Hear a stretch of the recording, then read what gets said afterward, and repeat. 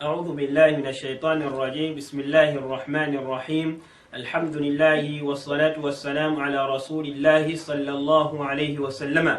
أبرقنا بيتيبوا كمنون يوغايتا تواتنولي قرآن تشي أولا بإذن الله نتوون جريزاكم سمو وفي.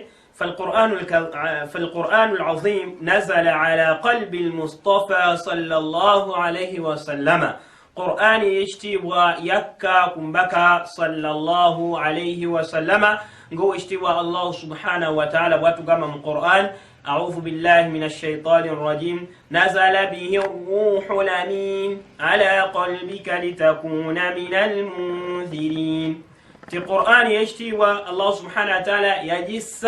نجسوا نجبريل عليه الصلاة والسلام. جبريل وميسقوا ومزما على قلبك ngajissa kwani kugwe nabbi sallallahu litakuna min almunzirin oberemu abo abatisa abatusa obaka bwekitibwa Allah subhanahu wa ta'ala. Nabasho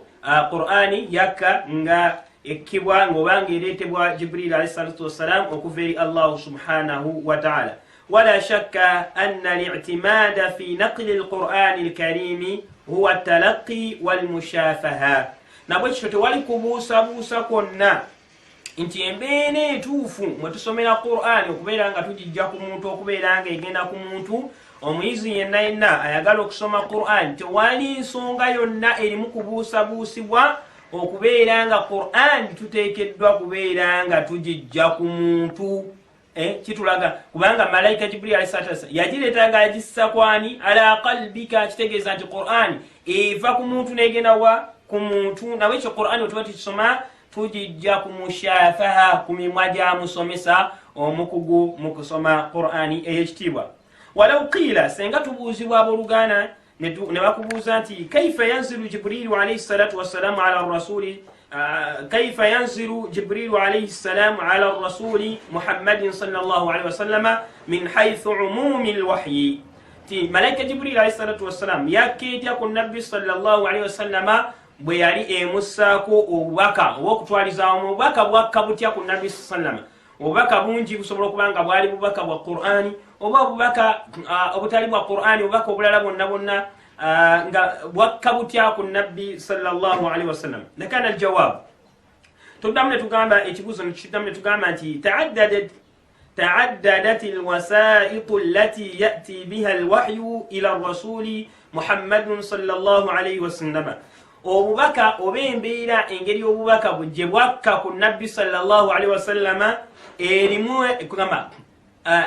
erimu embeera nyingi. Engeri obubaka gye bwakka ku nabbi sallama ngeri nyingi nnyo. Naye tugenda kulabako mu hadithi emu ya Aisha radhiyallahu anha agamba nti anna al-Haritha bun Hisham sa'ala rasulillahi sallallahu alayhi wasallam.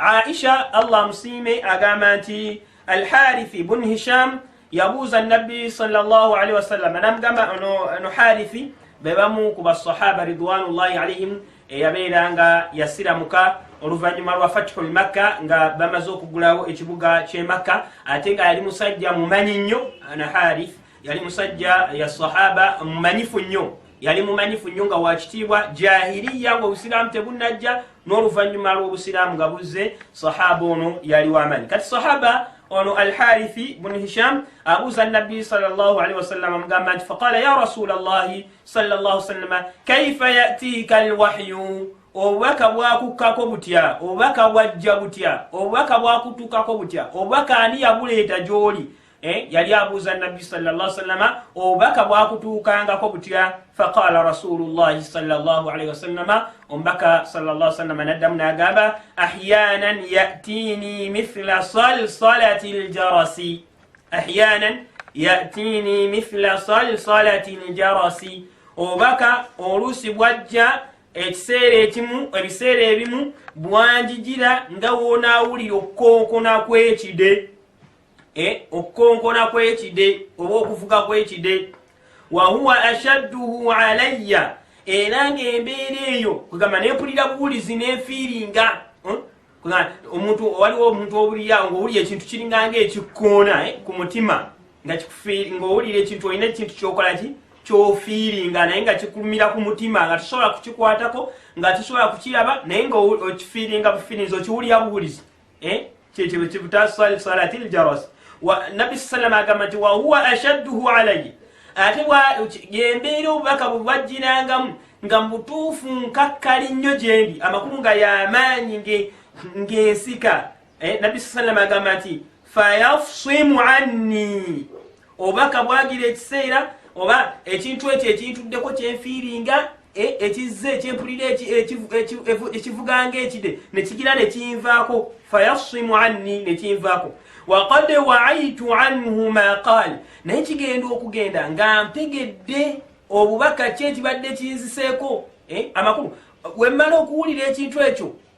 ekinjijidde mu mutima okubeera nga nkiwulira obubaka bumala ne bukola ki ne bugenda fayafsimu anni malaika oba ekintu ekyo ekiba kijjidde kyefiiringa nekigenda waqad waaitu anhu ate nga kimala okugenda nga mmaze okutegeera biki byekibadde kikola ki bikiŋŋamba maqal faqad waaitu anhu maqal nga ntegedde bulungi nnyo obubaka obwo kyebubadde bugamba nabbi sallam agamba nti wa ahyanan ate ekiseera ekimu yatamathalu lilmalaku rajulan malayika enjigira ng'efaana eri mu kifaananyi ky'omusajja fayukallimuni neeyogera nange nembulira obubaka Allah subhanahu wa ta'ala kyagitumye fa a'i ma yaqulu nentegeera bulungi malayika kyeba ekoze eki kyebegambye qalat aisha radhiyallahu anha aisha radhiyallahu anha yogerako agamba nti walaqad ra'aytuhu yanzilu alayhi alwahyu olunaku lumu nalaba sallallahu alayhi wasallama ng'obubaka bumukako fi lyawmi shadidi lbardi mu lunaku olwo olunaku olwo lwalimu obunnyogovu buyitirivu nnyo aisha yatunyumizaga nti nalaba sallallahu alayhi wasallama olunaku lumu ng'obubaka bumukako naye olunaku olwo obunnyogovu bwali bungi nnyo fayafsimu anhu obubaka namulaba nabbi sallama ng'atintima obunnyogovu bungi yenna nabbi sallama atintimye fayafsimu anhu obubaka ne bumala ne bumuvaako amakulu yamulabanga akankana obutiti bungi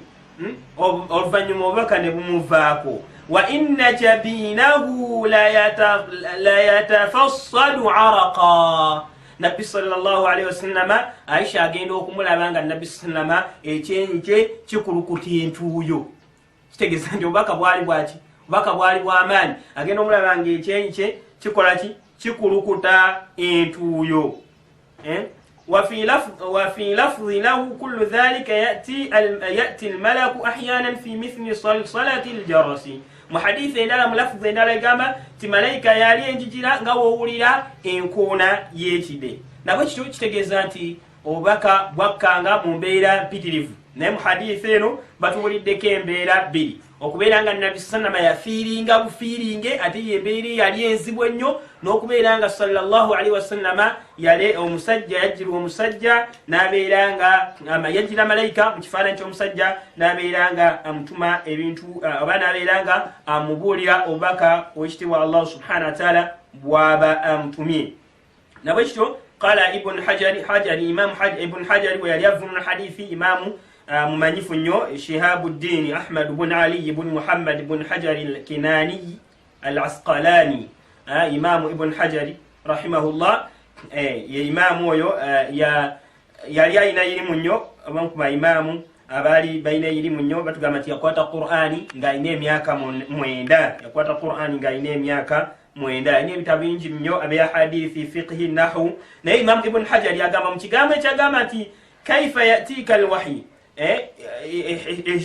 aharifi kyeyabuuza nabbi sallama nti obubaka bwali bukujjira butya nabbi sallama agamba nti ekigambo ekyo mulimu embeera bbiri okubeera nga oli eyabuuza yali ayagala kubeera nga ategeera obubaka bwo bwennyini bwali mu mbeera ki nga bukukkako ate era nga yali ayagala era amanye obubaka bwassibwa naki kiki ekyabukussaako